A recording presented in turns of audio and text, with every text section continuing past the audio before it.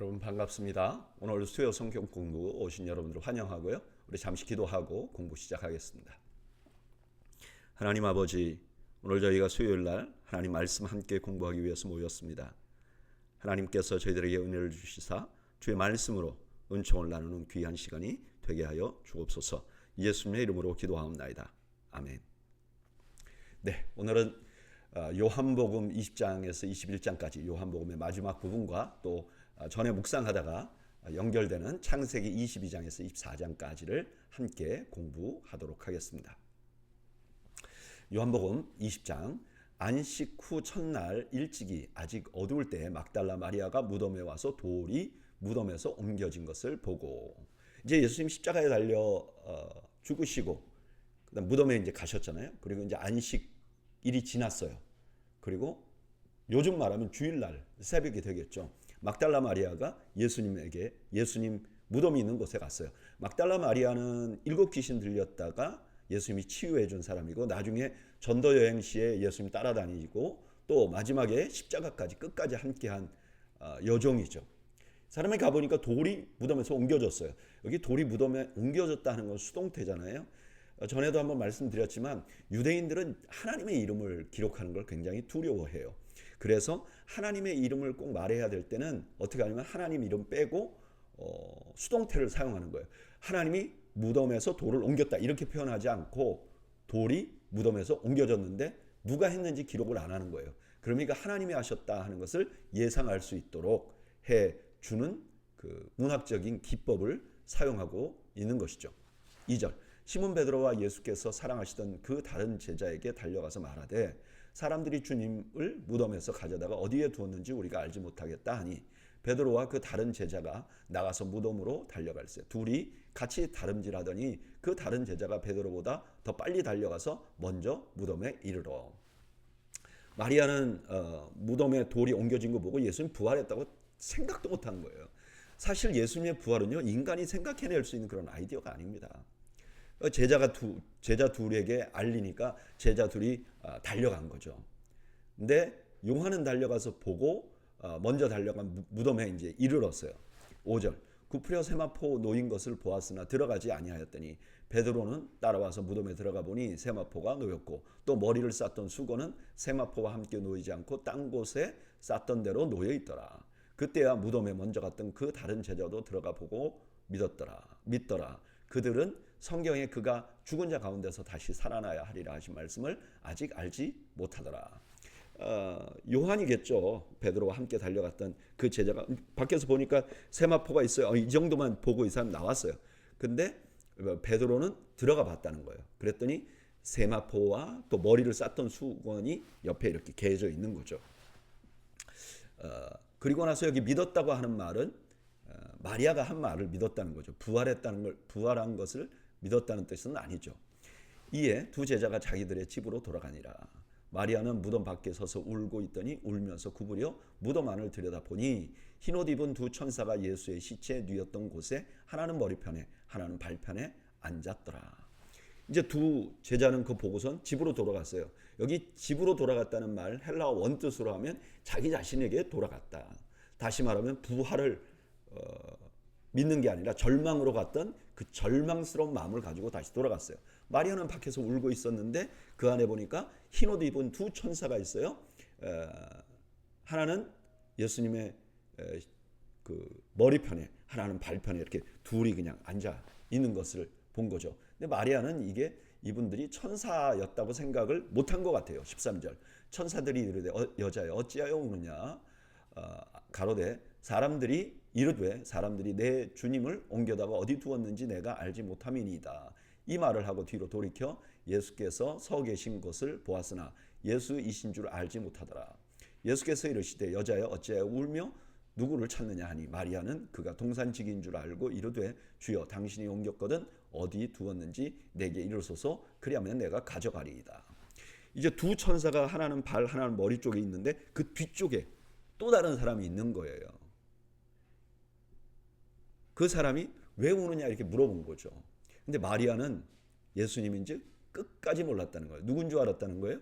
네, 동산지기인 줄 알았다는 거예요.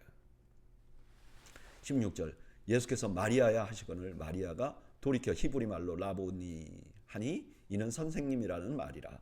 예수께서 이르시되 나를 붙들지 말라. 내가 아직 아버지께로 올라가지 아니하였노라. 너는 내 형제들에게 가서 이르되 내가 내 아버지 곧 너희 아버지 내 하나님 곧 너희 하나님께로 올라간다 하라 하시니라.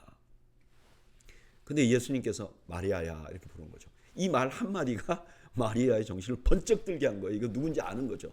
마치 양이 자기 목자의 음성을 알듯이 마리아가 인지를 해낸 것이죠. 그래서 마리아가 아마 예수님을 잡으려고 했던 것 같아요.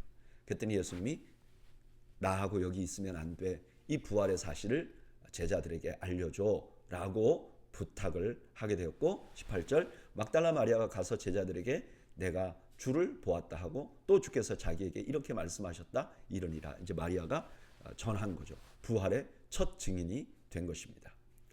오늘 본문은 예수님께서 부활하신 첫 장면을 보여줘요. 이 장면에서 눈에 띄는 것은 누구도 예수님의 부활을 예상하지 못했다는 거예요. 십자가에 가까이 있었던 마리아, 그리고 부활 후 이제 안식 후 첫날에 가장 먼저 그 예수님의 무덤을 찾았던 그 마리아도, 그리고 예수님의 가장 사랑하는 두 제자도 예상하지 못했어요. 그러니까 예수님의 부활하셨다는 것은 누가 만들어낼 수 있는 이야기가 아니에요. 많은 이 기독교를 비판하는 사람들이 이거 제자들이 만들어냈다. 아니요. 그럴 수 있는 사람들이 아니에요. 이분들은 만들어낼 수, 상상할 수 있는 사건이 아니에요. 또 하나는 오늘 이 장면에서 보면 예수님께서 자신의 부활하신 모습을 가장 먼저 막달라 마리아에게 보여줘요.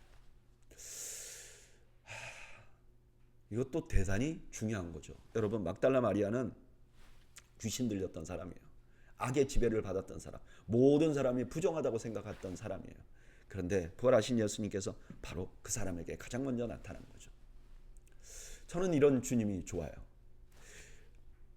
예수님의 장례를 위해서 무덤을 제공한 아리마대 요셉이나 엄청난 양의 향유를 가져온 니고데모가 아니라 가장 낮은 곳에서 모두가 주목하지 않았던 여인 막달라 마리아에게 예수님이 나타나신 것이죠. 어떻게 생각해 보면 주님이 이런 분이기 때문에 저도 믿음을 가질 수 있었던 것 아닌가 하는 생각이 듭니다. 만약에 주님께서 능력대로 헌신한 순서대로 헌금한 순서대로 찾아가신다면 아마 저에게는 너무나 나중에 찾아오셔서 제가 주님을 만날 수도 없을지 모릅니다. 근데 주님은 낮은 곳에 찾아오세요. 그리고 그 낮은 곳에 있는 제자에게 부활의 소식을 가장 먼저 전하신 것이죠. 저는 이 주님이 너무 좋고 늘 이 주님께 감사합니다. 주님, 가장 부족한 나에게 찾아와 주신 주님, 너무 감사합니다. 이런 고백을 하지 않을 수 없는 것이죠. 19절, 이날 곧 안식 후 첫날 저녁 때에 제자들이 유대인들이 두려워하여 모인 곳에 문을 닫았더니 예수께서 오사 가운데 서서 이르시되 너희에게 평강이 있을지어다. 제자들은 아직도 두려워했어요. 그래서 이제 문 닫고 있었어요. 근데 그 가운데 예수님이 오신 거죠. 그냥 공간을 초월해서 오신 거예요. 그리고 평강을 선포했어요. 이건 뭐 유대인들이 샬롬하고 평강을 선포하는 일상적인 인사가 될 수도 있지만 요한복음 14장 27절에 보면 예수님께서 평안을 너희에게 끼치노니 나의 평안을 너희에게 주노라 이렇게 말씀하셨잖아요. 그러니까 이 사건, 이 말씀을 성취하고 계시는 거죠. 부활 후 첫 번 제자들에게 나타나셔서 평강을 선포하시는 거예요. 20절, 이 말씀을 하시고 손과 옆구리를 보이시니 제자들이 주를 보고 기뻐하더라. 예수께서 또 이르시되 너희에게 평강이 있을지어다. 아버지께서 나를 보내신 것 같이 나도 너희를 보내노라. 이 말씀을 하시고 그들을 향하여 숨을 내쉬며 이르시되 성령을 받으라. 예수님 자신이 진짜 예수님인 걸 뭘로 증명하시죠? 상처로. 그리고 그 제자들을 다시 보내겠다, 파송하겠다고 말씀하시고 숨을 내세요. 이게 숨 내쉰다는 것은 하나님께서 인간을 만드시고 생명이 되게 하려고 부어주신 장면과 너무나 유사하게 보이잖아요. 그러니까 지금 낙심해 있는 제자들을 다시 진정한 제자로 우리 주님께서 만드시고 계시는 것이죠. 23절, 너희가 누구의 죄든지 사하면 사하여질 것이요 누구의 죄든지 그대로 두면 그대로 있으리라 하시니라. 여기 사하여지는 것도 수동태로 돼 있어요. 그러니까 이게 무슨 말이냐면 제자들에게 너희들이 선포해. 그러면 하나님께서 죄를 사하여 주실 거야. 죄를 사하여 주신 건 하나님이, 그리고 선포하는 것은 제자들이 할 일이 되는 것이죠.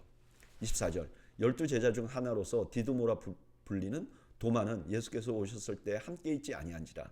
다른 제자들이 그에게 이르되 우리가 주를 보았노라 하니 도마가 이르되 내가 그의 손에 못자국을 보며 내 손가락을 그 못자국에 넣으며 내 손을 그 옆구리에 넣어보지 않고는 믿지 아니하겠노라 하니라. 여드레가 지나서 제자들이 다시 집 안에 있을 때에 도마도 함께 있고 문이 닫혔는데 예수께서 오사 가운데 서서 이르시되 너희에게 평강이 있을지어다 하시고 도마에게 이르시되 내 손가락을 이리 내밀어 내 손을 보고 내 손을 내밀어 내 옆구리에 넣어보라. 그리하여 믿음 없는 자가 되지 말고 믿는 자가 되라. 처음 나타나셨을 때 도마만 없었다는 거예요. 근데 도마가 나중에 8일 후에 도마가 있을 때 예수님 나타나셔서 뭐라 그랬느냐? 손 네가 만져봐. 이렇게 말했다는 거예요. 그러니까 도마의 의심이 예수님이 확실히 부활했다는 걸 다시 한번 증명해 주는 거죠. 28절 도마가 대답하여 이르되 나의 주이시오 나의 하나님이시니이다. 예수께서 이르시되 너는 나를 본 거로 믿느냐? 보지 못하고 믿는 자들은 복되도다 하시니라. 도마는요 의심 많다고 그러잖아요. 그런데 성경에서 가장 위대한 신앙 고백을 한 사람은 도마예요. 나의 주님이시오 나의 하나님이다. 이거 엄청난 신앙 고백을 도마가 하게 된 것이죠. 그리고 그 다음에 예수님은 이렇게 말해요. 너는 나를 본 거로 믿느냐? 보지 못하고 믿는 자는 복되도다. 이 말씀은요 요한복음을 처음 읽은 사람들에게 엄청난 위로가 됐을 거예요. 도마보다, 예수님의 제자였던 도마보다 우리가 더 복돼. 왜? 우리는 아직 못 봤는데 믿게 되었으니까. 여러분 이건 우리에게도 마찬가지로 큰 위로와 축복이 되는 말씀입니다. 우리가 도마처럼 만져보지 않았지만 우리 믿음을 갖고 있잖아요. 30절 예수께서 제자들 앞에서 이 책에 기록되지 아니한 다른 표적도 많이 행하였으나 오직 이것을 기록함은 너희로 예수께서 하나님의 아들 그리스도이심을 믿게 하려 하며 또 너희로 믿고 그 이름을 힘입어 생명을 얻게 하려 함이니라. 요한복음의 기록 목적이 뭐냐? 예수님에 대한 일생을 자세히 기록하는 게 목적이 아니었다는 거예요. 그리스도를 믿게 하는 것이 목적이었다는 거예요. 여기에 요한복음의 기록 목적을 말씀하십니다. 오늘 본문에서는 부활하신 주님께서 제자들에게 나타나신 장면이 나와요. 문이 닫혔는데 제자들 가운데 나타나십니다. 그리고 상처를 보이세요? 그렇게 하심으로 예수님 자신이 바로 십자가에 달리셨던 그 제자들의 스승이었던 예수님이라는 걸 증명해 줍니다. 그리고 도마에게 말해요. 내 상처를 만져봐. 그리고 믿으라. 저는 이 말씀 묵상하면서 부활하신 예수님께서 자신이 제자들이 따르던 바로 그분이라는 것을 상처로 증명하셨다는데 주목하게 됩니다. 예수님이 자신이 진짜였다는 걸 뭘로 증명하셨나? 상처로 증명하셨어요. 그러면 진짜 제자는 뭘로 자신이 진짜 제자라는 걸 증명할 수 있죠? 바울이 이렇게 말했어요. 갈라디아서 6장 17절 이후로는 누구든지 나를 괴롭게 하지 말라. 내가 내 몸에 예수의 흔적을 지니고 있노라. 바울에 대해서, 바울의 사도권에 대해서 비판이 많았단 말이에요. 근데 바울이 이렇게 말하는 거예요. 나 이제 고만 괴롭혀. 나 예수의 흔적을 가진 사람이야. 내가 진짜 예수님의 제자야. 그걸 어떻게 아느냐? 내가 상처가 있어. 여러분 이렇게 생각하니까 내가 예수님 때문에, 복음 때문에 받은 상처가 너무나 귀해요. 그리고 상처가 다른 모습으로 보여요. 주님, 내게 상처를 주심을 감사합니다라는 신앙 고백을 할 수밖에 없게 되는 거죠. 저는 여러분들에게도 상처가 다르게 보이는 은혜가 있으시기를 주님의 이름으로 축원합니다. 여러분들이 받은 상처가 여러분들이 진짜라는 것을 증명한다는 것을 잊지 마시기를 바랍니다. 21장 그 후에 예수께서 디베랴 호수에서 또 제자들에게 자기를 나타내셨으니 나타내신 일은 이러하니라. 시몬 베드로와 디두모라 하는 도마와 갈릴리 가나 사람 나다나엘과 세베대의 아들들과 또 다른 제자 둘이 함께 있더니. 이제 제자들에게 두 번 나타났잖아요. 근데 세 번째 지금 나타나신 일을 기록하는 거예요. 어디에서 나타났냐? 디베랴 호수. 왜 제자들은 디베랴에 갔을까요? 예수님께서 마태복음 28장 7절에 보면 너희보다 먼저 갈릴리로 갈 것이다 라고 천사가 얘기를 했단 말이에요. 그러니까 이제 제자들은 예수님을 또 만나보려고 갈릴리로 간 것이죠. 3절 시몬 베드로가 나는 고기 잡으러 가노라 하니 그들이 우리도 함께 가겠다 하고 나가서 배에 올랐으나 그날 밤에 아무것도 잡지 못하였더니 베드로가 고기 잡으러 가려 했던 것은 옛날에는 이렇게 말했어요. 베드로가 이제 예수님 따르던 사람을 낚는 어부가 아니라 고기 잡으러 갔어. 베드로가 나쁜 사람이야. 근데 사실 그렇게 한 건 아니죠. 오늘 본문에 보면 베드로가 예수님을 기다려요. 근데 이제 시간이 남아 있으니까 그때 고기 잡으러 간 거예요. 근데 아무것도 못 잡았어요. 여러분 누가복음 5장 5절에 보면 비슷한 사건이 있었잖아요. 맨 처음 베드로가 예수님 만났을 때 그때도 베드로는 고기를 한 마리도 못 잡았었어요. 근데 그때 예수님을 만나고 많은 고기를 잡게 되었죠. 4절. 날이 새어갈 때 예수께서 바닷가에 서셨으나 제자들이 예수이신 줄 알지 못하는지라. 예수께서 이르시되 얘들아 너희에게 고기가 있느냐 대답하되 없나이다. 이르시되 그물을 배 오른편에 던지라 그리하면 잡으리라 하시니 이에 던졌더니 물고기가 많아 그물을 둘 수 없었더라. 아직까지 날이 새어가는데 예수님을 못 알아볼 정도로 지금 아직 컴컴해요. 날이 새어가지만 화나지 않아요. 근데 예수님이 그물을 오른편에 던지라고 했어요. 여러분 왼편에 던졌는데 안 잡혔는데 오른편에 갑자기 많이 잡힐 수 없잖아요. 그런데 그 말 그대로 던지니까 고기를 너무 많이 잡게 된 거죠. 아까 누가복음 5장에 나타난 그 사건이 그대로 반복되는 거예요. 베드로를 처음에 부르셨던 그 장면이 그대로 반복되는 거죠. 7절. 예수께서 사랑하시는 그 제자가 베드로에게 이르되 주님이시라 하니 시몬 베드로가 벗고 있다가 주님이라 하는 말을 듣고 겉옷을 두른 후에 바다로 뛰어내리더라. 요한은 예수님을 봤어요. 예수님 아니야? 그런 거죠. 근데 요한은 가만히 있었어요. 이 무덤에 가서도 그랬잖아요. 요한은 먼저 달려갔는데 보고 안 들어갔잖아요. 베드로는 달랐어요. 옷을 벗고 있다가 입고 뛰어내려요. 여러분 이게 지금 한 90m 정도 남았다 그러거든요. 뒤에 편에 보면 돼요. 근데 베드로가요 물에 뛰어들려면 겉옷을 오히려 벗고 뛰어들어야 되잖아요. 겉옷을 입고 뛰어든 것은 예수님 만나려고 내려간 것을 확실히 보여준 거죠. 8절.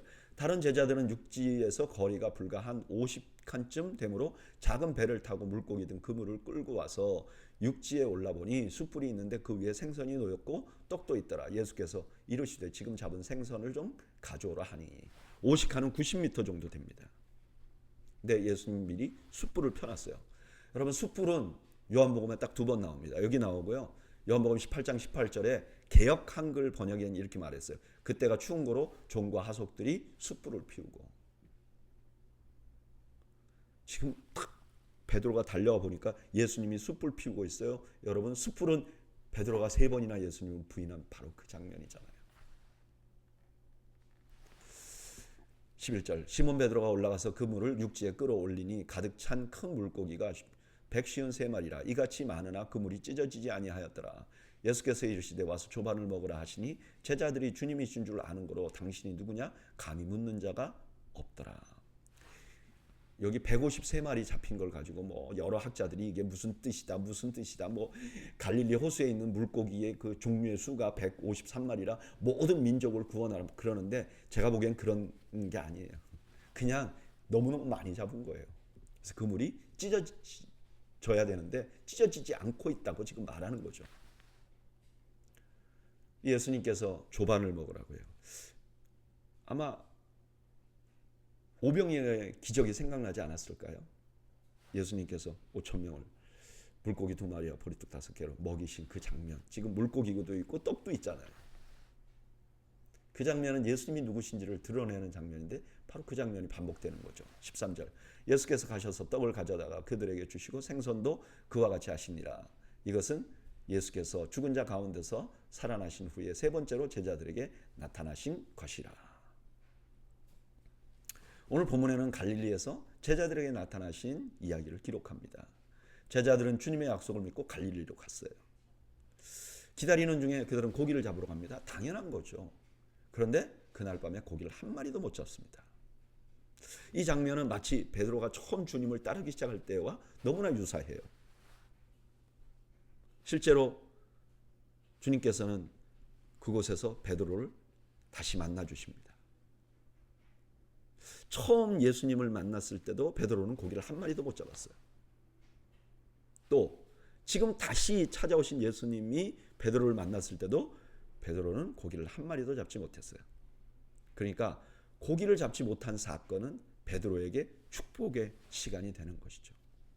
저는 이 말씀 묵상하면서 실패에 대한 생각을 해봅니다.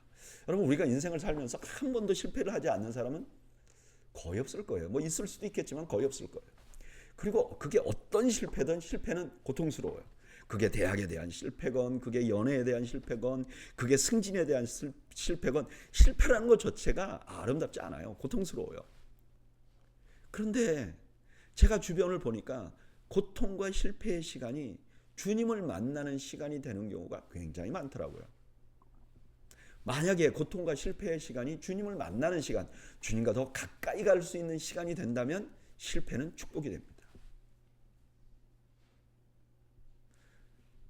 그런 관점에서 보면 실패가요, 내가 주님을 가까이 할 수 있는 절호의 기회가 되고 하나님의 은혜를 누릴 수 있는 절호의 기회가 되는 거예요. 저도 이 말씀 묵상하면서 저의 삶을 좀 돌아보니까 그랬던 것 같아요. 제가 잘 뭔가 순조롭게 될 때보다 좀 어려울 때 주님과 더 가까워지고 주님과 더 친밀해지는 그런 은혜를, 그리고 주님이 돌보시는 걸 더 많이 경험할 수 있었던 것 같아요. 여러분, 우리가 일부러 그런 경험을 하려고 실패할 필요는 없습니다. 그러나 우리가 실패하고 좌절하고 고통하는 그 순간이 절대로 우리의 인생에 독이 되는 시간이 아니라는 것을 여러분 잊지 마시기 바랍니다. 그때 주님을 가까이 하면 그 시간이 오히려 우리에게 축복이 된다는 사실을 잊지 않으시는 여러분들이 되시기를 바랍니다. 그래서 고통과 실패의 시간이 오시면요, 주님 앞으로 가세요. 그러면 여러분들이 주님을 더 깊이 만날 수 있는 은혜를 누리게 될 줄로 믿습니다. 15절, 그들이 조밥 먹은 후에 예수께서 시몬 베드로에게 이르시되 요한의 아들 시몬아, 내가 이 사람들보다 나를 더 사랑하느냐 하시니 이르되 주님 그러하나이다. 내가 주님을 사랑하는 줄을 주님께서 아시나이다. 이르시되 내 어린 양을 먹이라 하시고, 베드로에게 이렇게 물어보는 거죠. 다른 제자들이 나 사랑하는 것보다 네가 나를 더 사랑하느냐? 베드로가 그렇습니다.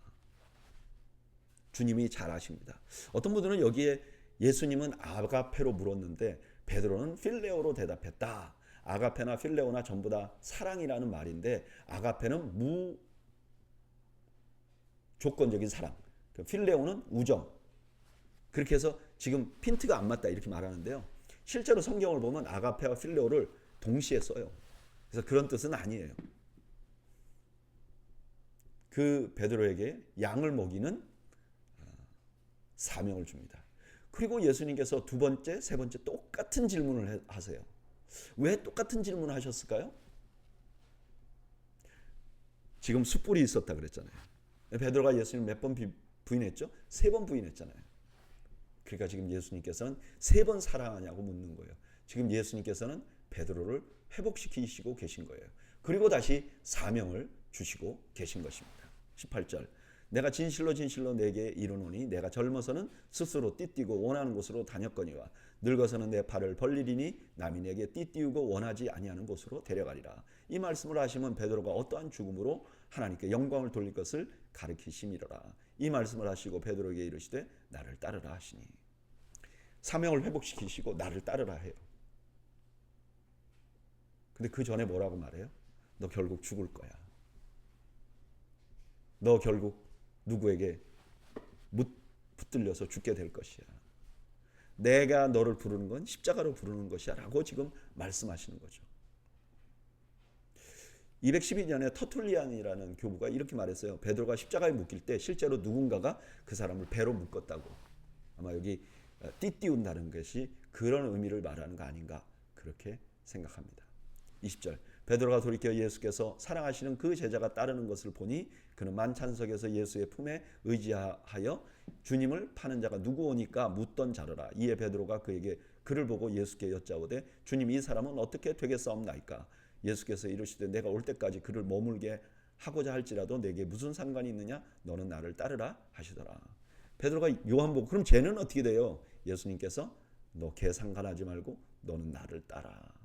다시 나를 따르라고 부르신 것이죠. 23절, 이 말씀이 형제들에게 나가서 그 제자는 죽지 않겠다 하였으나 예수의 말씀은 그가 죽지 않겠다 하신 것이 아니라 내가 올 때까지 그를 머물게 하고자 할지라도 내게 무슨 상관이 상관이냐 하신 것이로라. 이 말씀을 증언하고 이 일들을 기록한 제자가 이 사람이라. 우리는 그의 증언이 참된 줄 아노라. 예수께서 행하신 이 일이 이외에도 많으니 만일 낱낱이 기록된다면 이 세상이라도 그 기록된 책을 두기에 부족할 줄 아노라.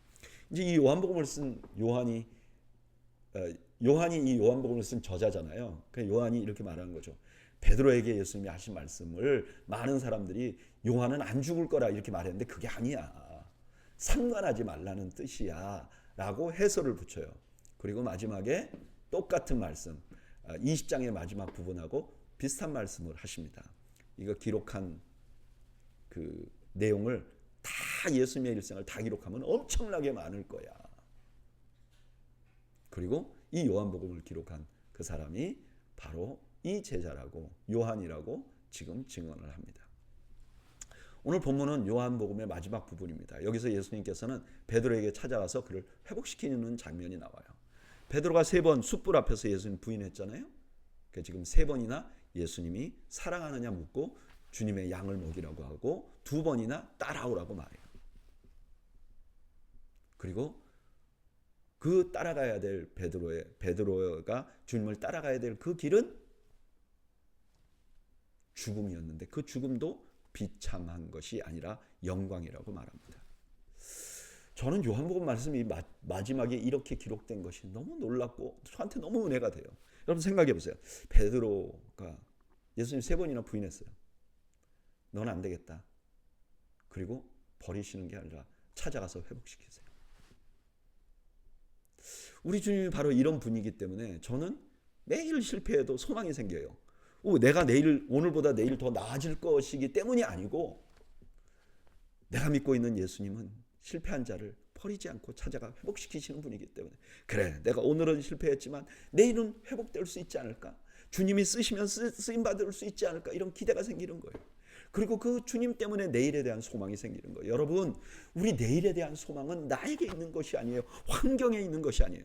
나를 여전히 기다려주시고 나를 회복시키실 우리 하나님께 있다는 사실 여러분 잊지 않으시는 여러분들이 되시기를 주님의 이름으로 축원합니다. 이게 요한복음의 마지막 메시지인 거예요. 1세기 말에 많은 성도들이 믿음을 저버렸어요. 많은 사람들이 갈등을 겪고 있었어요. 그때 요한이 기록한 이 말씀을 통해서 수많은 주님의 제자들이 그래 내가 어제는 실패했지만 내일은 우리 주님 때문에 내가 회복될 수 있어라는 소망을 가지고 낙심하지 않을 수 있었던 것이죠. 저는 오늘 성경 공부 나오신 여러분들이 그런 믿음을 소유하시길 바랍니다. 나 때문이 아니라 내 능력 때문이 아니라 환경 때문이 아니라 우리 주님 때문에 내일에 대한 소망을 소유하는 여러분들이 되시기를 주님의 이름으로 축원합니다. 자, 요한복음이 다 마쳤어요. 요한복음의 전체 주제는 뭐였죠? 하나님이 세상을 이처럼 사랑해서 독생자를 주셨다. 그게 주제였잖아요. 이제 창세기에 들어와서는 22장에 들어와서는 그 하나님의 마음이 어떤지를 잘 보여주는 사건으로 넘어갑니다. 그래서 이 본문에서는 하나님의 마음을 좀 볼 수 있어야 돼요. 어떤 사건이기에 그런가? 1절 그 일 후에 하나님이 아브라함을 시험하려고 그를 부르시되 아브라함아 하시니 그가 이르되 내가 여기 있나이다. 지금 그 일이라는 것은 아브라함이 하갈과 이스마엘을 쫓아낸 이후에 지금 집안에는 이삭밖에 없는 그때 하나님이 아브라함을 테스트하려고 물어보셨다는 거예요. 2절 여호와께서 이르시되 내 아들 내 사랑하는 독자 이삭을 데리고 모리아 땅으로 가서 내가 내게 일러준 한 산 거기서 그를 번제로 드리라. 아브라함이 아침에 일찍 일어나 나귀의 안장을 지우고 두 종과 그의 아들 이삭을 데리고 번제에 쓸 나무를 쪼개어 가지고 떠나 하나님이 자기에게 일러주신 곳으로 가더니 이제 유일하게 남은 아들이 있는데 이 아들을 바치라는 거예요. 여기 재밌는 거는요. 그 이삭을 데리고 내가 내게 보여줄 산으로 가라고 할 때 그 보여줄 산이라는 말이 히브리어로 그걸 거꾸로 하면 모리아라는 뜻이 된대요. 참 재밌는 것 같아요. 어쨌든 그 다음날 아브라함은 일찍이 순종합니다. 자기 아들을 바치라고 하는데 그냥 일찍이 순종해요. 4절 제3일에 아브라함이 눈을 들어 그곳을 멀리 바라본지라. 이에 아브라함이 종들에게 이르되 너희는 나귀와 함께 여기서 기다리라. 내가 아이와 함께 저기 가서 예배하고 우리가 너희에게로 돌아오리라 하고 아브라함이 이에 번제나무를 가져다가 그의 아들 이삭에게 지우고 자기는 불과 칼을 손에 들고 두 사람이 동행하더니 이제 그 모리아산 근처에 와가지고 종들에게 이렇게 말해요. 우리가 올라갔다가 다시 우리가 내려올 것이다. 지금 아브라함은요 자기 아들 이삭을 죽이려고 하는데 다시 내려올 거라고 말한단 말이에요. 아들하고 둘이 혼자 내려오는 게 아니라 우리가. 그러면 아들을 안 죽여야 될 거 아닙니까? 근데 아브라함은 불과 칼을 들고 올라가고요. 이삭은 나무를 짊어지고 올라가요. 여기 나무를 짊어지고 올라가는 이 이삭의 모습은 우리 예수님의 모습을 이렇게 그려주고 있는 것이죠. 자기가 죽을 그 나무를 짊어지고 올라가고 있는 거죠. 이삭이 그 아버지 아브라함에게 말하여 이르되 내 아버지 하니 그가 이르되 내 아들아 내가 여기 있노라. 이삭이 이르되 불과 나무는 있거니와 번제할 어린 양은 어디 있나이까. 아브라함이 이르되 내 아들아 번제할 어린 양은 하나님이 자기를 위하여 친히 준비하시리라 하고 두 사람이 함께 나가서 지금 아브라함이요 도대체 어떻게 될지 이해를 못해요. 근데 지금 보니까 신뢰는 하고 있어요. 이삭이 물어보잖아요. 번제를 하려면 양이 있어야 되는데 양이 어디 있습니까? 그때 하나님이 준비하실 것이다. 그리고 순종하는 거죠. 9절 하나님이 그에게 일러주신 곳에 이른지라 이에 아브라함이 그곳에 제단을 쌓고 나무를 벌려놓고 그의 아들 이삭을 결박하여 제단 나무 위에 놓고 손을 내밀어 칼을 잡고 그 아들을 잡으려 하니 아브라함은 이삭을 죽이려고 해요. 그러니까 이 이삭을 죽이려고 하는 아브라함의 행동과 이삭이 살아서 다시 돌아올 것이라고 말한 아브라함의 말이 이게 조화가 안 되잖아요. 근데 히브리서 기자는 이걸 조화시켜요. 뭐라고요? 11장 19절 그가 하나님이 능히 이삭을 죽은 자 가운데서 다시 살리실 줄로 생각한지라. 아브라함은요 내가 이삭을 죽여도 하나님이 다시 살리실 것이다. 왜? 이삭에게 언약이 달려있잖아요. 하나님은 언약을 하셨잖아요. 그러니까 이게 죽이지 않을 것이라는 확신이 있었던 거죠. 11절 여호와의 사자가 하늘에서부터 그를 불러 이르되 아브라함아 아브라함아 하시는지라. 아브라함이 이르되 내가 여기 있나이다 하며 사자가 이르되 그 아이에게 내 손을 대지 말라. 그에게 아무 일도 하지 말라. 내가 내 아들 내 독자까지도 내게 아끼지 아니하였으니 내가 이제야 내가 하나님을 경외하는 줄을 아노라. 아브라함이 죽이려고 하니까 급하게 하나님 알리신 거죠. 그리고 그 말이에요. 이제 네가 나를 경외하는 줄 알게 됐다. 이 말은 그전엔 네가 나를 경외하는 줄 몰랐는데 이제서 알게 됐다 그런 뜻이 아니라 네가 나를 경외하고 있었는데 이제 이 사건으로 그의 증명이 됐다 이런 의미를 갖는 거죠. 아브라함이 눈을 들어 살펴본 즉 한 숫양이 뒤에 있는데 뿔이 수풀에 걸려 있는지라. 아브라함이 가서 그 수장을 가져다가 아들을 대신하여 번제를 드렸더라. 아브라함이 그 땅 이름을 여호와 이레라 하였으므로 오늘까지 사람들이 이르기를 여호와의 산에서 준비되리라 하였더라. 지금 이 아브라함이 하나님이 예비하신 양으로 제사를 드리고 이 모든 사건의 결과로 어떤 일이 일어났느냐? 하나님이 누구신지 드러났다는 거예요. 그 하나님이 누구냐? 여호와 이레. 그러니까 이 전체 장면은요. 아브라함이 어떤 사람인가를 드러내는 게 아니고 하나님이 어떤 분이신지를 드러내는 사건이라는 거예요. 그 하나님이 어떤 분이냐? 준비하시는 하나님. 15절 여호와의 사자가 하늘에서부터 두 번째 아브라함을 불러 이르시되 여호와께서 이르시기를 내가 나를 가리켜 맹세하노니 내가 이같이 행하여 내 아들 내 독자도 아끼지 아니하였은즉 내가 내게 큰 복을 주고 내 씨를 크게 번성하게 하여 하늘의 별과 같고 바다의 모래 같게 하리니 내 씨가 그 대적의 성문을 차지하리라. 또 내 씨로 말미암아 천하 만민이 복을 받으리니 이는 내가 나의 말을 준행하였음이니라 하셨다 하니라. 하나님이 아브라함에게 나타나셔서 네가 이제 내 말을 순종했으니까 내가 너에게 복을 주겠다. 순종과 복이 함께 간다는 것을 지금 보여주는 거죠. 그리고 이제 장면이 바뀌는 거죠. 19절 이에 아브라함이 그의 종들에게로 돌아가서 함께 떠나 브엘세바에 이르러 거기 거주하였더니 일 후에 어떤 사람이 아브라함에게 알려 이르기를 밀가가 당신의 형제 나홀에게 자녀를 낳았다 하였더라.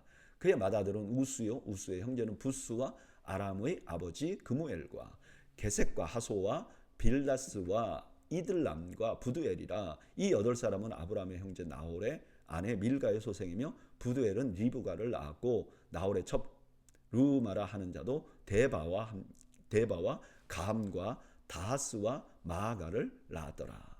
족보가 나오는 거죠. 정리해보면 이래요. 데라의 아들 아브라함이 있고 나홀이 있고 하란이 있어요.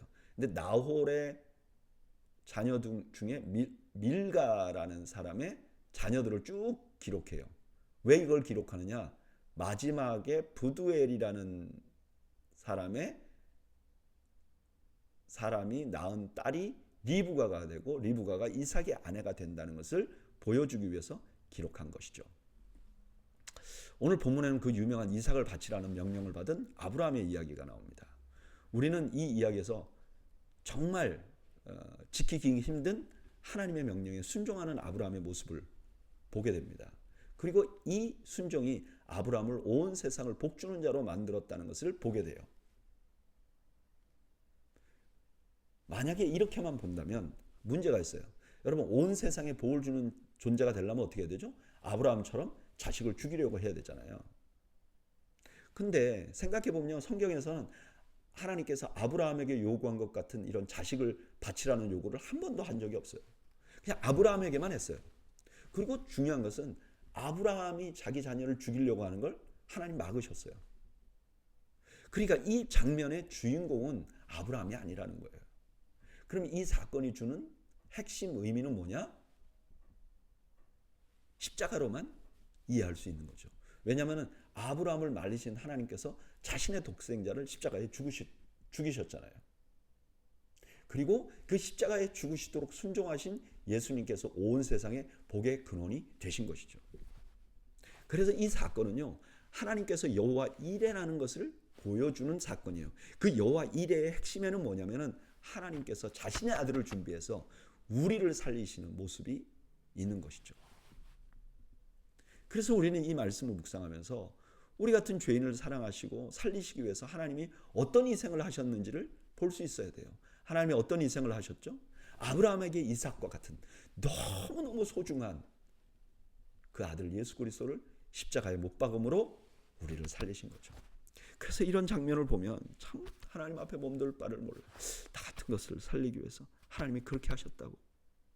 정말 이해할 수 없는 하나님의 사랑. 그래서 이 사랑을 알면요, 우리가 이렇게 고백할 수밖에 없어요. 하나님 감사합니다. 내 생명도 하나님을 위해서 드리겠습니다. 이렇게 고백할 수밖에 없는 것이죠. 23장. 사라가 127세를 살았으니 이것이 곧 사라가 누린 횟수라. 사라가 가나안 땅 헤브론 곧 기럇 아르바에서 죽음에 아브라함이 들어가서 사라를 위하여 슬퍼하며 애통하다가. 이제 창세기 23장에 보면 사라가 죽어요. 그래서 아브라함이 슬퍼했다 그랬어요. 자기 사랑하는 아내가 죽으면 슬픈 건 당연한 거죠. 근데 아브라함에게 이 사라는 부인 이상의 특별한 존재예요. 왜냐? 아브라함과 사라가 함께 하나님으로부터 언약을 받았어요. 자손이 하늘의 별같이 많아질 것이다. 그리고 이 가나안 땅을 소유하게 될 것이다. 근데 지금 약속이 이루어진 건 뭐죠? 이제 이삭이 생겼으니까 하나의 씨앗은 생긴 거죠. 자손이 많아질 건데 씨앗이 생긴 거예요. 근데 아직 가나안 땅에는 땅을 하나도 못 차지했어요. 근데 사라가 죽어버리면, 여러분, 약속한 당사자가 죽으면 그 약속한 사람은 그걸 지킬 필요가 없게 돼요. 그러니까 하나님이 약속을 지킬 필요가 없게 되는 거죠. 3절. 그 시신 앞에서 일어나 나가서 헷조스에게 말하여 이르되 나는 당신들 중에 나그네요 거류하는 자이니 당신들 중에서 내게 매장할 소유주를 주어 내가 나의 죽은 자를 내 앞에서 내어다가 장사하게 하시오. 근데 아브라함은요, 지금 자기 아내가 죽었어도 하나님 그 약속을 이룰 것을 확신해요. 그래서 어떻게 하냐? 그 가나안 땅에다가 매장지를 만들려고 하는 거죠. 아브라함은 하나님을 믿는 믿음이 흔들리지 않아요. 5절. 헷족속의 아브라함에게 대답하여 이르되 내 주여 들으소서. 당신은 우리 가운데 있는 하나님이 세우신 지도자이시니 우리 묘실 중에서 좋은 것을 택하여 당신의 죽은 자를 장사하게 하소서. 우리 중에서 자기 묘실에 당신의 죽은 자를 장사함을 금할 자가 없으리이다. 그랬더니 거기 거주하는 헷족속들이 아이고 당신 아무거나 가져도 됩니다. 당신은 우리의 지도자 아닙니까? 이렇게 말했어요. 7절 아브라함이 일어나 그 땅 주민 헷 족속을 향하여 몸을 굽히고 그들에게 말하여 이르되 나로 나의 죽은 자를 내 앞에서 내어다가 장사하게 하는 일에 당신들의 뜻일진데 내 말을 듣고 나를 위하여 소할의 아들 에불론에게 구하여 그가 그의 밭머리에 있는 그의 막벨라 굴을 내게 주도록 하되 충분한 대가를 받고 그 굴을 내게 주어 당신들 중에서 매장할 소유지가 되게 하기를 원하노라 하며 아브라함이 아주 정중하게 그 에불론이 가지고 있는 땅 중에 막벨라 굴을 좀 나한테 팔아주시오 이렇게 말합니다. 10절 에불론이 헷 족속 중에 앉아 있더니 그가 헷 족속 곧 성문에 들어온 모든 자가 듣는 데서 아브라함에게 대답하여 이르되 내 주여 그리 마시고 내 말을 들으소서 내가 그 밭을 당신에게 드리고 그 속의 굴도 내가 당신에게 드리되 내가 내 동족 앞에서 당신에게 드리오니 당신의 죽은 자를 장사하소서. 에불론은 그냥 무상으로 주겠다고 공적으로 말해요. 근데 이거 그대로 받아들이면 안 되죠. 이건 예상하는 말이에요. 13절 아브라함이 이에 그 땅 백성 앞에 몸을 굽히고 그 땅의 백성이 듣는 데서 에불론에게 말하여 이르되 당신이 합당히 여기면 청하건대 내 말을 들으시오 내가 그 밭을 당신에게 주리니 그 밭 값을 당신에게 주리니 당신은 내게서 받으시오 내가 나의 죽은 자를 거기에 장사하겠노라. 에불론이 아브라함에게 대답하여 이르되 내 주여 내 말을 들으소서 땅값은 은 400세겔이니 이나 당신 그것이 나와 당신 사이에 무슨 문제가 되리까. 처음엔 그냥 준다고 했잖아요. 근데 이번에 이 사람이 땅값을 부르는데 은 400세겔이에요. 여러분 이게 얼마나 많으냐면은 다윗이 성전 터를 구입하거든요. 그때 얼마 냈냐? 50세겔 냈어요. 은으로. 근데 지금 400세겔이냐? 어마어마하게 사기를 친 거예요. 아브라함은 그 돈을 에브론에게 주고 그 땅을 구입합니다. 그러니까 이제 이 가나안 땅에 있는 사람들은 누구도 이 아브라함이 산 밭에 대해서 시비를 걸 수 없어요. 왜냐하면 사기를 당해서 너무 비싼 값으로 주고 샀잖아요. 17절 마므레 앞 막벨라에 있는 에브론의 밭 곧 그 밭과 거기에 속한 굴과 그 밭과 그 주위에 둘린 모든 나무가 성문에 들어온 모든 헷 족속이 보는 데서 아브라함의 소유로 확정된지라. 그 후에 아브라함이 그 아내 사라를 가나안 땅 마므레 앞 막벨라 밭굴에 장사하였더라. 마므레는 곧 헤브론이라. 이와 같이 그 밭과 거기에 속한 굴이 헷 족속으로부터 아브라함이 매장할 소유지로 확정되었더라. 아브라함에게 땅이 생긴 거예요. 그러면 이삭이 수많은 백성의 표이 될 것이라는 표징이었다면 지금 이 막벨라 굴은 가나안 땅 전체가 아브라함의 것이 될 것이라는 약속의 표징이 된 거죠. 오늘 본문은 사라가 죽은 후에 그의 장지를 마련하는 것에 대한 내용을 담고 있어요. 하나님께서는 아브라함과 사라에게 언약을 주셨어요. 그 핵심에는 자손과 땅이 있었어요. 자손은 사라가 살아있는 동안 받았어요. 이삭을 낳았으니까. 근데 땅은 하나도 못 받았어요. 근데 보통 당사자가 죽으면 언약을 지킬 필요가 없어요. 그런데 아브라함은 하나님을 신뢰합니다. 그리고 그 증거가 그 아내의 장례지를 그 땅에서 구하려고 해요. 더 중요한 것은 하나님께서 사라가 죽었어도 그 약속을 지켜요. 그래서 막벨라 굴을 사게 하신 것입니다. 그래서 이 굴은요, 하나님의 약속은 죽음을 넘어선다는 것을 보여주는 거예요. 우리가 어떤 믿음을 가져야 되느냐? 하나님을 믿는 자들은 하나님의 약속은 우리가 죽어도 계속된다 하는 것을 믿는 믿음인데 그 믿음의 사인이 된 거예요. 그리고 후에 주님의 빈 무덤이 하나님의 약속은 죽음을 넘어서는 라는 것을 보여주는 상징이 돼요. 여러분, 우리가 창세기 23장에서 알 수 있는 것은 우리 주님의 약속은 죽음보다 더 확실한 거예요. 하나님 한번 약속하시면 우리가 죽어도 그 약속은 계속되는 거예요. 그래서 우리가 죽음 같은 절망에서도 하나님을 신뢰할 수 있는 거죠. 이 세상을 떠나는 날이 돼도 하나님을 신뢰할 수 있는 거죠. 여러분들이 꼭 믿으시길 바랍니다. 하나님은요, 내가 죽어도 하나님의 약속을 지키시는 분이세요. 저는 이 약속을 신뢰하시는 여러분들이 되시기를 축복합니다. 이제 창세기 24장은 이삭이 결혼하는 장면을 담고 있어요. 아브라함이 나이가 많아 늙었다.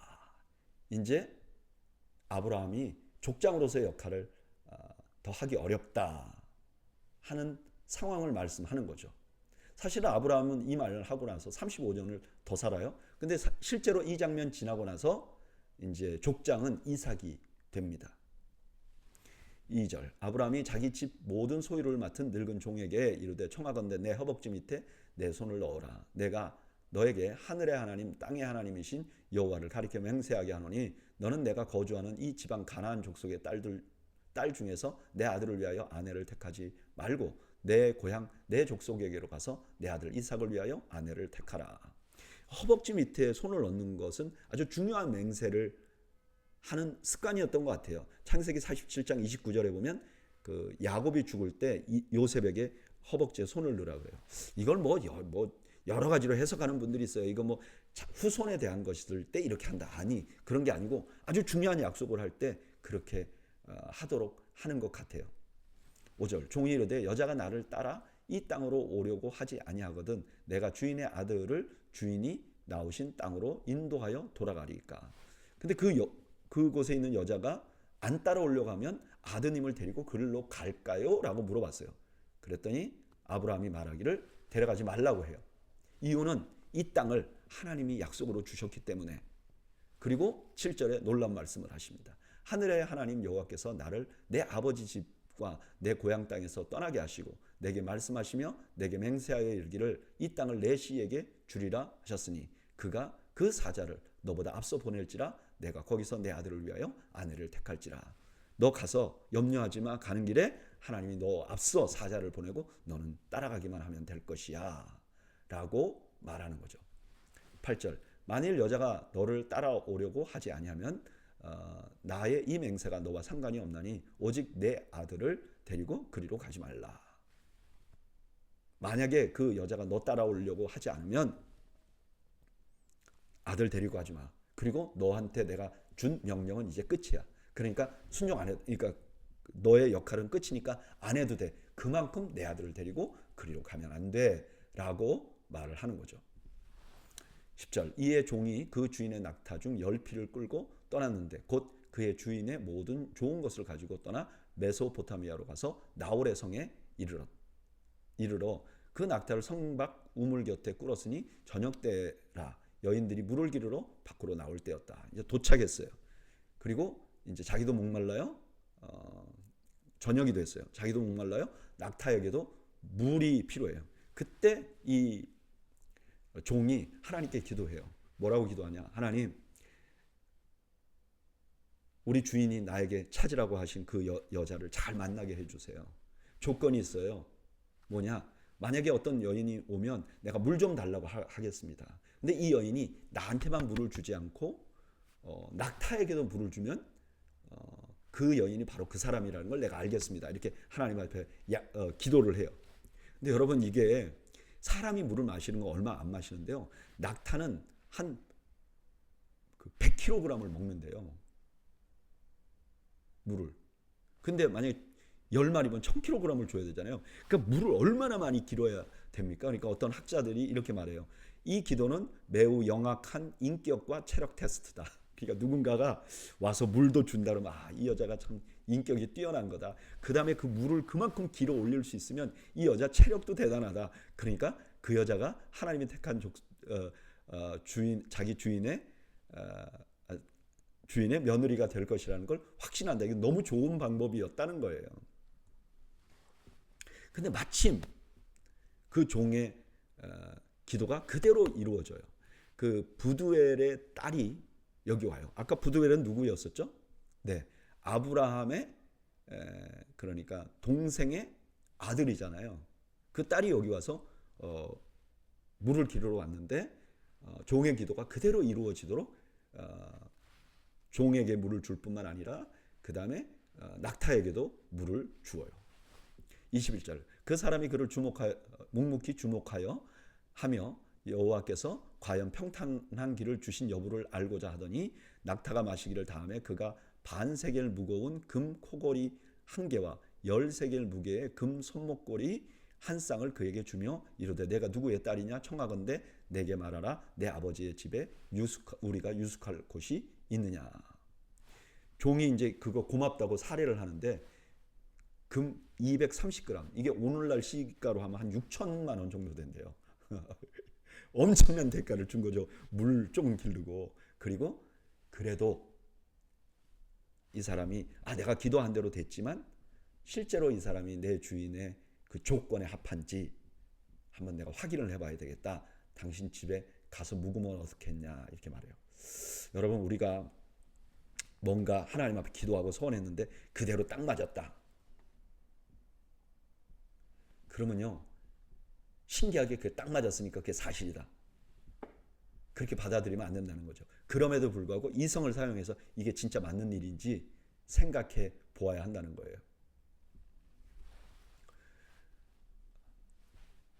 24절 이하에 보면 이 여인이 자신의 가족을 소개합니다. 그 부두엘의 딸입니다. 이렇게 말해요. 그러니까 부두엘의 아버지는 나홀이고 그럼 우리 아브라함의 형제 아닌가? 그래서 이 종이 이제 하나님께서 인도하셨구나라는 것을 확신하게 되었다는 거예요. 오늘 본문을 보면 아브라함의 아들 이삭의 배우자를 구하기 위해서 종을 보내는 장면으로 시작이 됩니다. 종은 주인의 명령을 수행하기 위해서 아브라함의 고향으로 가게 되고 거기서 기도를 해요. 자신에게 물도 주고 낙타에게도 물 주는 여자가 자신의 주인의 배우자가 되게 해달라고. 근데 기도를 마치자마자 한 여인이 와서 자신에게도 물을 주고 낙타에게도 물을 줍니다. 종은 그 여인의 상황을 물어봅니다. 알아보니까 아브라함의 동생 아들의 딸이에요. 그래서 그곳에서 종은 자신을 인도하신 하나님께 찬양을 합니다.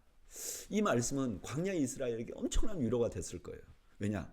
하나님께서는 아브라함을 인도하셨어요. 그리고 아브라함의 종의 길도 인도하셨어요. 그러니까 당연히 광야에서 헤매고 있는 자신들의 길도 하나님이 인도하실 것이라는 확신을 갖게 된 것이죠. 여러분, 그 하나님은 우리의 길도 인도해 주십니다. 저는 이 말씀 묵상하면서 저의 살아온 삶을 돌아봤어요. 근데 하나님 앞에 우연은 하나도 없어요. 하나님이 인도해 주셨어요. 오늘까지 하나님이 인도해 주셨다면 내일은 어떻게 될까요? 내일도 하나님이 인도해 주시겠죠. 저에게 있어서, 오늘을 사는 저에게 있어서 저에게 가장 큰 안정감을 주는 것은 저의 건강도, 제가 하고 있는 사역도 아니고 오직 하나님이시고 이제까지 이끌어 주신 하나님이 내 남은 시간, 내 노년도 하나님이 인도해 주실 것이라는 확신입니다. 여러분, 우리 하나님은 우리를 인도해 주셨어요. 우리 앞길도 인도해 주실 것입니다. 마음에 불안해하지 마세요. 하나님이 여러분들을 인도하실 것입니다. 그 하나님을 여러분들이 믿고 있는 것입니다. 그 다음 28절, 소녀가 달려가서 이 일을 그 어머니의 집에 알렸더니, 이제 이 사실을 알게 된 이 리브가가 집에 달려갑니다. 근데 어디에 가느냐? 어머니 집 갔다는 거예요. 근데 이게 잘 읽어보면요, 아마 이때 리브가의 아버지는 이미 좀 몸이 안 좋거나 역할을 잘 못했던 것 같아요. 그래서 보면 그 집안을 대표해서 오라버니 라반이 아브라함에게 종에게 가잖아요. 그리고 결혼도 어머니와 오빠와 상의합니다. 그런 거 보면 아버지는 지금 이제 좀 생명이 위독하든가 아니면 역할을 못하는 그런 상황이었던 것 같아요. 라반이 이제 아브라함의 종에게 가서 극진하게 우리 집에 와서 묵으십시오 이렇게 말씀하십니다. 그랬더니 그 아브라함의 종이, 저녁에 내가 쉬는 것보다 더 우선이 뭐냐? 하나님께서 아브라함이 나에게 주신 사명입니다. 이렇게 말해요. 그리고 34절에 그가 이르되 나는 아브라함의 종이니이다.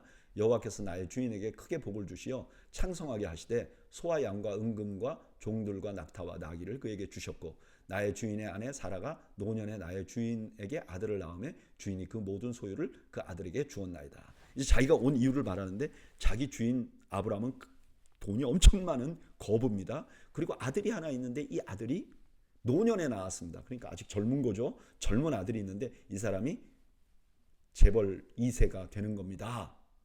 이렇게 소개를 합니다. 그리고 자신이 뭐 하러 왔느냐?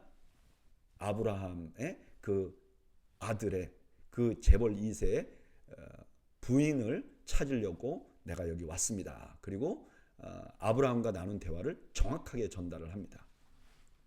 그리고 그 다음에 자신이 우물가에서 드린 기도에 대해서도 42절에서 44절까지 그대로 말합니다. 그리고 리브가는 자기 기도의 응답이다 라고 간증을 합니다. 47절 내가 그에게 묻기를 내가 네 딸이냐 한즉 이로 가로되 밀가가 나홀에게서 나온 부두엘의 딸이라 하기로 내가 코고리를 그 코에 꿰고 손목고리를 그 손에 끼우고 내 주인 아브라함의 하나님 여호와께서 나를 바른 길로 인도하사 나의 주인의 동생의 딸을 그의 아들을 위하여 택하게 하셨으므로 내가 머리를 숙이고 그에게 경배하고 찬송하였나이다. 이제 당신들이 인자함과 진실함으로 내 주인을 대접하려거든 내게 알게 해 주시고 그렇지 아니할지라도 내게 알게 해 주셔서 내가 우로든지 좌로든지 행하게 하소서. 이제 다 소개하고 나서 이제 당신들 선택하십시오라고 아브라함의 종이 말하는 거예요. 오늘 본문에는 리브가가 집으로 가서 상황을 설명하는 장면으로 시작해서 아브라함의 종이 실제로 오면서 어떤 일이 있었는지를 자세하게 설명합니다. 여러분 이 일은요 이미 다 기록했어요 창세기에. 근데 한번 생각해 보세요. 모세가 지금 창세기를 쓰고 있어요. 요즘같이 뭐 타이핑하는 게 아니라 양피지나 이런 데 써야 돼요. 근데 지금 긴 얘기를 했다가 다시 한번 기록해요. 다시 한번 똑같은 얘기를 반복하는 거예요. 이야기로 한 번, 그러니까 사실로 한 번, 그 다음에 이야기로 한 번. 이렇게 두 번 반복하는 이유는 뭘까요? 강조하는 거죠. 근데 이 장면에서 강조하는 게 뭐예요? 하나님이 인도하셨다는 거예요. 그런데 7절에 보면 조금 다른 면이 있어요. 어떤 면이 있냐? 7절에 보면 아브라함이 그 사자가 너보다 앞서 보낼지라.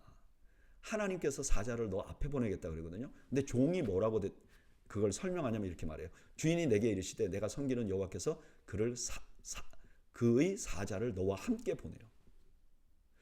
그리고 48절에서 내 주인 아브라함의 하나님 여호와께서 나를 바른 길로 인도하사. 그러니까 종이 약간 다르게 말하는 거예요. 왜 이렇게 말했을까? 제가 생각해 보면 이래요. 처음에 종이 사명을 받을 때 아브라함이 하나님이 사자를 너 앞에 보내줄 것이다 말했어요. 근데 실제로 이 아브라함의 종이 살아보니까 하나님의 사자는 자신을 인도하는데 어떻게 인도하느냐? 앞에 가서 인도하는 게 아니라 자신과 함께 하시면서 인도하신다는 거예요. 생각해 보면 이거 맞는 거죠. 그렇게 하셨죠. 그리고 이 말씀을 듣는 광야의 이스라엘도 확신을 얻었을 거예요. 그래, 하나님은 단순히 인도만 하시는 것이 아니라 그들과 함께 하셨어요. 제 인생을 봐도 그래요. 하나님은 그냥 함께 하시는 분이세요. 그리고 인도하시는 분이세요. 나의 가장 어두운 순간부터 가장 놀라운 순간까지 하나님은 함께 하시고 인도해 주셨어요. 저는 여러분들의 하나님이 바로 그런 하나님이시라는 것을 잊지 않는 여러분들 되시기를 바랍니다. 그리고 50절에 보면 아브라함의 종이 그 주인의 며느리가 되는 그 여인을 데리고 다시 돌아가는 장면이 나옵니다. 갈 때도 이제 그 리브가의 집에서는 한 열흘 더 있다가 가십시오. 그런데 아닙니다. 지금 바로 가야 됩니다. 그리고 아브라함의 종이 그 리브가를 데리고 자기 주인에게로 돌아갑니다. 62절 그때 이삭이 브엘라 헤로이에 왔으니 그가 네게부 지역에 거주하였습니다. 이삭이 저물 때 들에 나가 묵상하다가 눈을 들어보면 낙타들이 오는지라. 이제 이삭이 묵상하고 있는데 저쪽에서 이제 낙타가 하나 오는데 그게 리브가가 오는 장면이라는 거예요. 그리고 나서 67절에 이렇게 고백합니다. 이삭이 리브가를 인도하여 그 어머니 사라의 장막으로 드리고 그를 맞이하여 아내로 삼고 사랑하였으니 이삭이 그의 어머니를 장례한 후에 위로를 얻었더라. 사라의 장막에 이제 누가 있느냐? 리브가가 있게 되었다는 거예요. 오늘 본문 이 장면은요, 리브가가 자신의 부모님을 떠나서 이삭에게로 오는 장면을 이제 기록했어요. 근데 이 모든 장면의 마지막에 이삭과 리브가가 만나고 리브가를 이삭의 어머니 사라의 장막에 들어가게 하는 것으로 마무리가 됩니다. 사라는 죽었어요. 근데 리브가가 그 역할을 대신하는 거예요. 그 다음에 이 창세기 24장 지나서 25장에 보면 아브라함의 죽음이 나옵니다. 그러니까 어떻게 보면 아브라함의 역할은 이삭의 배우자를 구하는 것으로 끝나요. 실제로 더 오래 살았는데 그 역할이 끝나요. 그러니까 아브라함의 역할은 이삭이 대신하게 되고 사라의 역할은 리브가가 대신하게 되는 거예요. 하나님의 약속은 그대로 있어요. 하나님의 약속은 세대가 계속 이렇게 죽고 그래도 계속 되는 거예요. 그런데 중요한 것은 이 세대가 거듭될수록 믿음의 세대가 그 아버지의 세대를 다시 나에게 그리고 내 세대에서 다시 다음 세대로 연결하는 것. 이게 믿음의 핵심이라는 거예요. 그런 의미에서 우리가 가지고 있는 가장 큰 사명은 뭐냐? 나의 세대에 내가 신앙생활 잘하는 것도 사명이지만 내 다음 세대로 이 신앙을 전수하는 것이 큰 사명이라는 거예요. 그래서 육신의 자신들 있잖아요. 우리가 낳은 아이들에게 신앙을 전수하던 아니면 그 자식이 없는 분들도 있고 여러 가지로 아닌 분들은 또 영적인 자식에게 자기의 신앙을 전수하는 것. 이게 너무나 중요한 사명이라는 거예요. 그리스도인의 중요한 사명은 뭐냐면은 믿음을 전수하는 거예요. 왜 이 믿음을 전수하는 게 중요하냐? 하나님의 언약은 우리가 죽어도 변함이 없기 때문에 그래요. 그것을 보여주는 가장 중요한 것이 뭐냐면 내가 다음 세대로 내 믿음을 전수하는 거기 때문에 그래요. 근데 해보신 분들은 알지만 이 믿음을 전수한다는 게 쉽지 않습니다. 정말 하나님의 은혜가 필요합니다. 그래서 우리는 최선을 다하지만 하나님께서 우리 다음 세대의 은혜를 베풀어서 그들도 믿음을 전수할 수 있도록 우리가 최선을 다해서 노력해야 되는 거죠. 왜냐하면 그게 사명이기 때문에.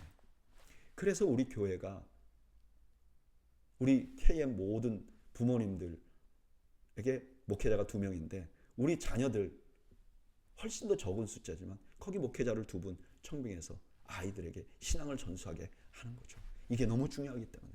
왜 우리가 다음 세대로 넘어가는 신앙을 중요하게 생각하는가? 우리 하나님은 하나님의 언약은 세대가 거듭돼도 변하지 않기 때문이라는 것이죠.